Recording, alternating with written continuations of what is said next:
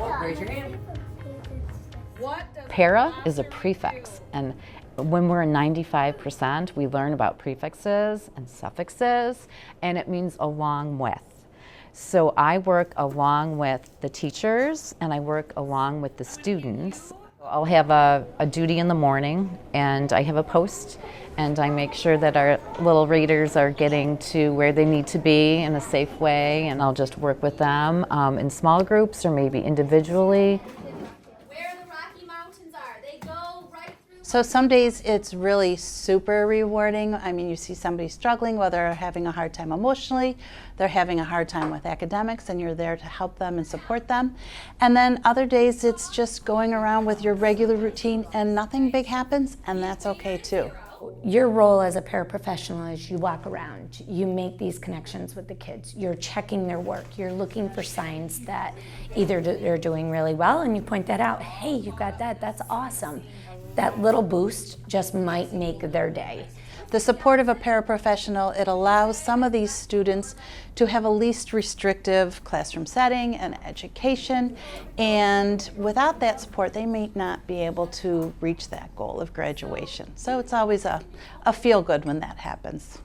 I think just supporting every child and not just focusing on what they can't do, what they can do as well with the support. Making the magic, the magic of learning. I get to see a lot of different ways to do that. And we have so many teachers that tell us on a daily basis, we wouldn't be able to do this if you weren't in our room with us. And we thank you and we appreciate you. And that to us means a lot more than anything. I guess my most memorable moment comes each June, when you get to see that the students that you've worked with starting in 5th grade, 6th grade, 7th grade, when you see their name listed as graduates from Fairport, I think that just really kind of touches my heart each year. Every time I go in a grocery store and I see one of the students that I had in elementary at JA, and then they've come through the high school and they've seen me again, and then we're out in public and they're like, hi, Mrs. Clark, how are you? And they come up and they give me a great big hug. I feel like I have touched them in a way and made a connection with them. Basically, it's fun. So I would suggest anyone who is curious about it.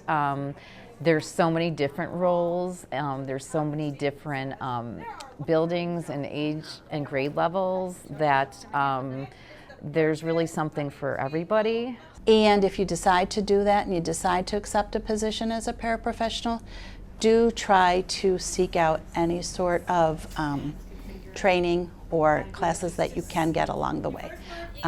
It will make you better prepared along the way and have a better understanding of the students and their needs. So we need to make sure that the paras have all the tools that they need to best work with the teacher and the student. So we're making sure they're meeting their goals as well. I don't think the parents know the number of adults throughout the day that are there to support their children, and I think they'd be thrilled if they found out how many people are there to love and nurture and care for their kids each day.